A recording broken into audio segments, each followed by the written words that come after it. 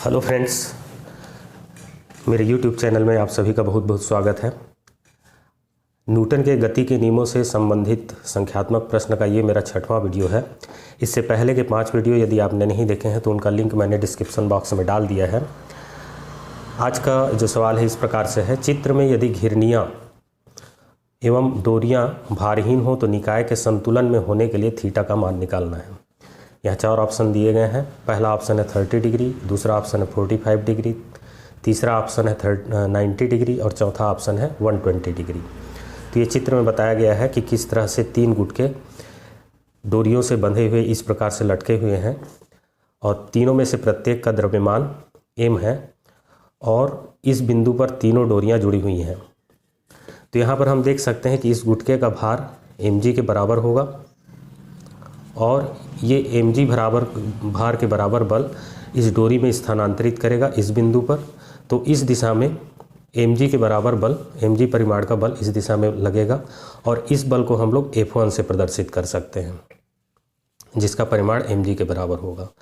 ठीक उसी प्रकार दाहिनी तरफ एक गुटका लटक रहा है, इसका भी द्रव्यमान m है, तो ये भी नीचे की ओर इसके भार के बराबर बल लगेगा और ये भार इस डोरी की सहायता से इस बिंदु पर स्थानांतरित होगा और इस बिंदु पर इस दिशा में ये डोरी पर भार mg के बराबर बल लगेगा। मतलब इस बल का परिमाण भी mg के बराबर होगा और इस बल को हम लोग F2 से प्रदर्शित कर देते हैं।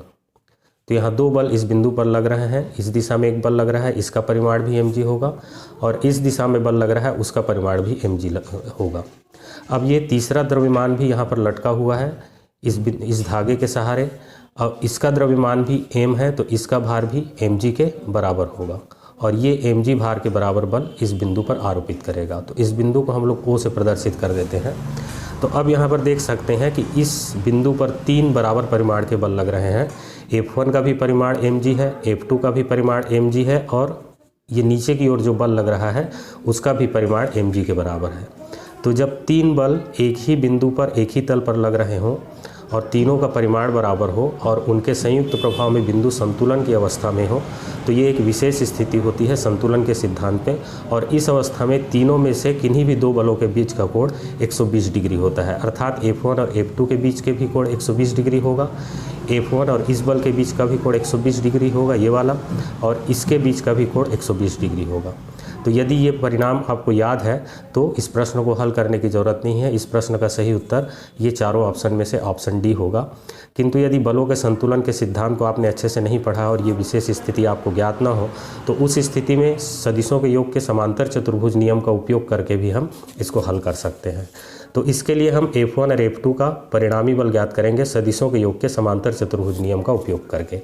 तो इसके लिए यहाँ पर एक समांतर चतुर्भुज बनाते हैं, ये F2 के समांतर और ये वाला हमने F1 के समांतर रेखा खींच लिया। तो सदिशों के योग के समांतर चतुर्भुज नियम से F1 और F2 का परिणामी बल इस विकर्ण के द्वारा प्रदर्शित होगा और इस परिणामी बल को हम F से प्रदर्शित कर देते हैं। तो संतुलन का सिद्धांत ये कहता है कि ये बिंदु O संतुलन की अवस्था में तभी रहेगा जबकि इस बिंदु पर ऊपर की ओर लगने वाला F1 और F2 का परिणामी बल F का परिमाण नीचे की ओर लटक रहे वस्तु के भार के बराबर हो। मतलब F का भी परिमाण mg के बराबर होना चाहिए। तो हम पहले ही देख चुके हैं कि F1 का परिमाण mg के बराबर है, F2 का भी परिमाण mg के बराबर है और इन दोनों का जो परिणामी बल होगा अर्थात ये विकर्ण के द्वारा प्रदर्शित होने वाला बल ये भी mg के बराबर होगा। तभी ये नीचे के द्रव्यमान को संतुलित करेगा और बिंदु O संतुलन की अवस्था में रहेगा। इसका अर्थ ये हुआ कि F1 और F2 के परिणामी बल का मॉड्यूलस भी mg के बराबर होना चाहिए। अब सदिशों के योग के समांतर चतुर्भुज नियम का सूत्र हम लोग जानते हैं कि 2 बलों का परिणामी बल F के लिए सूत्र होता है root of mod of F1 का square plus mod of F2 का स्क्वायर और plus 2 mod of F1 mod of F2 और उन दोनों के बीच का कोण पहले से मान लिया गया है cos थीटा के बराबर है तो उसका cos ले लेना है cos थीटा। अब जब ये सारे परिमाण mg के बराबर हैं। तो जहाँ अब यहाँ मॉड ऑफ f की जगह भी, मॉड ऑफ f1 की जगह भी और मॉड ऑफ f2 के जगह में भी हमको mg रख देना है, क्योंकि तीनों का परिमाण समान है। तो ये हो जाएगा mg is equal to root of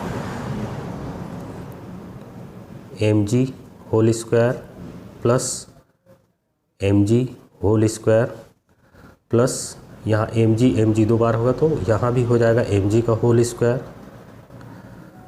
cos theta. अब दोनों साइड का हमको स्क्वायर कर देना है, तो ये हो जाएगा mg का होल स्क्वायर। अब यहाँ रूट हट जाएगा और ये mg का स्क्वायर और ये mg का होल स्क्वायर ऐड हो जाएगा, तो ये हो जाएगा 2mg का होल स्क्वायर प्लस 2mg का होल स्क्वायर कॉस थीटा। ये हो जाएगा mg का whole square is equal to, यहाँ 2mg का होल स्क्वायर कॉमन निकल जाएगा और अंदर बचेगा 1 प्लस कॉस थीटा।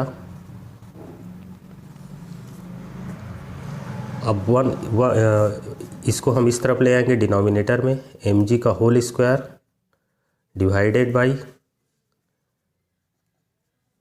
2mg का whole square is equal to 1 plus cos theta.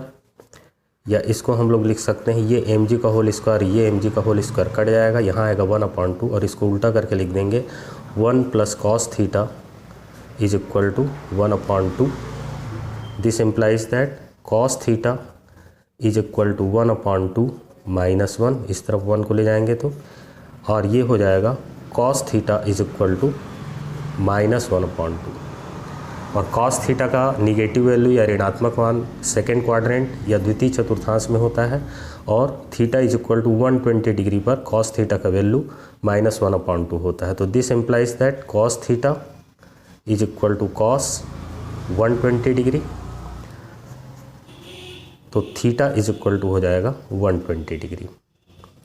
तो ये हमारा इस क्वेश्चन का आंसर हो गया, जो कि ऑप्शन डी में दिया गया है। Thank you.